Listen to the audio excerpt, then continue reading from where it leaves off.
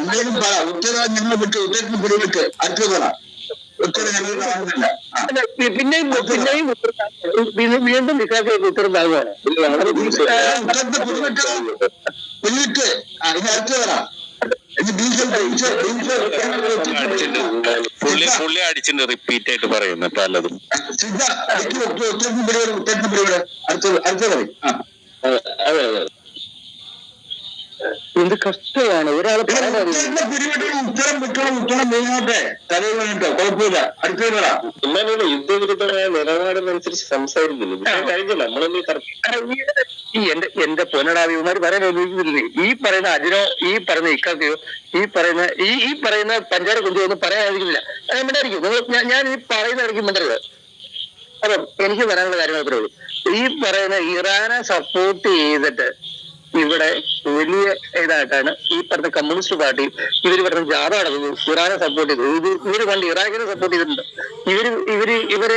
ഇവരെല്ലാ രാജ്യങ്ങളും സപ്പോർട്ട് ചെയ്യും. ഇവിടെ നമുക്ക് ഇസ്രായേലിനെ ഒന്നും അല്ല സപ്പോർട്ട് ചെയ്യണ്ടേ.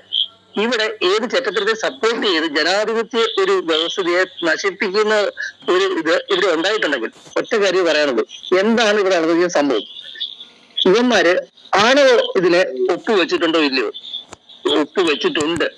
That's a reality. ഇവന്മാര് വേണമെങ്കിൽ ചരിത്രമാണ്.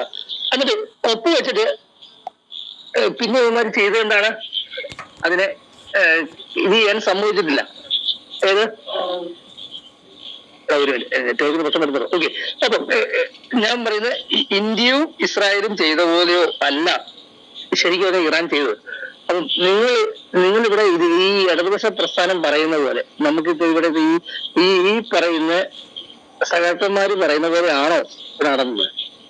അങ്ങനെ ഒരു അനാവശ്യമായിട്ട് ഇവന്മാർ ആണവായുധം ഉണ്ടാക്കിയിട്ടുണ്ടെങ്കിൽ ഇവന്മാരെ ഉണ്ടല്ലോ പൊട്ടിച്ചു കളയണം. ഒരു സംശയം വേണ്ട. അത്രേ ഉള്ളൂ.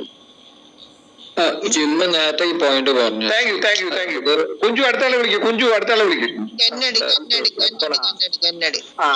ഹലോ. അതെ, എനിക്ക് പറയാനുള്ളത് ഇവിടെ ഇപ്പോ ഇറാൻ ഗവൺമെന്റ് എന്ന് പറഞ്ഞാൽ നിലവില് ഇസ്ലാമിക വിപ്ലവത്തിലൂടെ കടന്നു വന്ന ഒരു ഗവൺമെന്റ് ആണ്. അങ്ങനത്തെ ഒരു നേതൃത്വമാണ് ഇപ്പൊ ഭരിക്കുന്നത്. ഇപ്പൊ നമ്മുടെ രാജ്യമൊക്കെ ഒരു വിപ്ലവ സ്വാതന്ത്ര്യ സമര ഒക്കെ ഒരു സ്വാതന്ത്ര്യം നേടി എന്ന് പറയുമ്പോൾ നമുക്ക് അതുമൂലം നമ്മുടെ അവിടുത്തെ ജനതയ്ക്ക് ഭക്ഷണ സ്വാതന്ത്ര്യം, ജനാധിപത്യ സ്വാതന്ത്ര്യം, വിശ്വാസ സ്വാതന്ത്ര്യം, അങ്ങനെയൊക്കെയുള്ള ഒരു ഭരണഘടനയാണ് നമുക്ക് വന്നത്. അതിൽ പല കാര്യങ്ങളിലും നമുക്ക് അഭിപ്രായ വ്യത്യാസങ്ങളും ചെറുതായിട്ട് മൂടിച്ചുരി വരുന്നൊക്കെയുള്ള കാര്യങ്ങളൊക്കെ നമ്മുടെ അവിടെ ഉണ്ട്. പക്ഷെ ഇസ്ലാമിക വിപ്ലവം എന്നാണ് ഈ ഗവൺമെന്റിനെ ഇവർ വിശേഷിപ്പിക്കുന്നത്.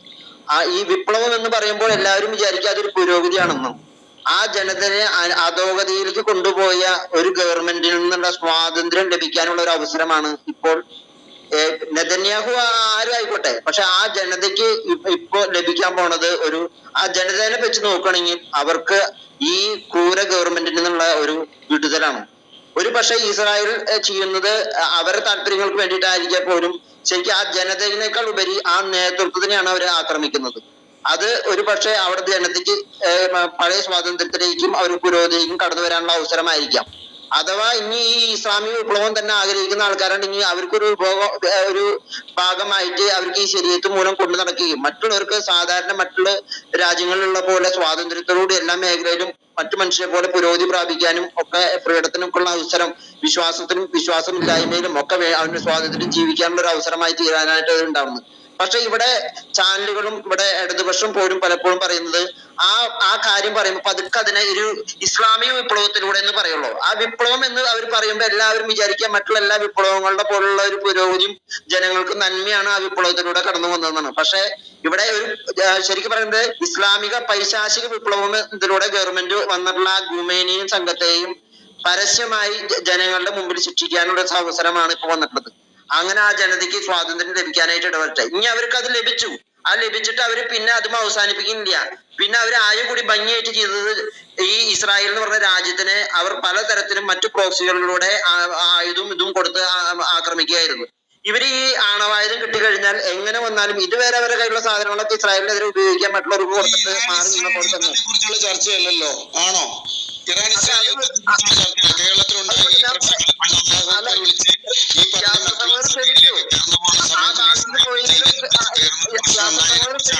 ഒരു മിനിറ്റ് ഞാൻ പറഞ്ഞോട്ടെ.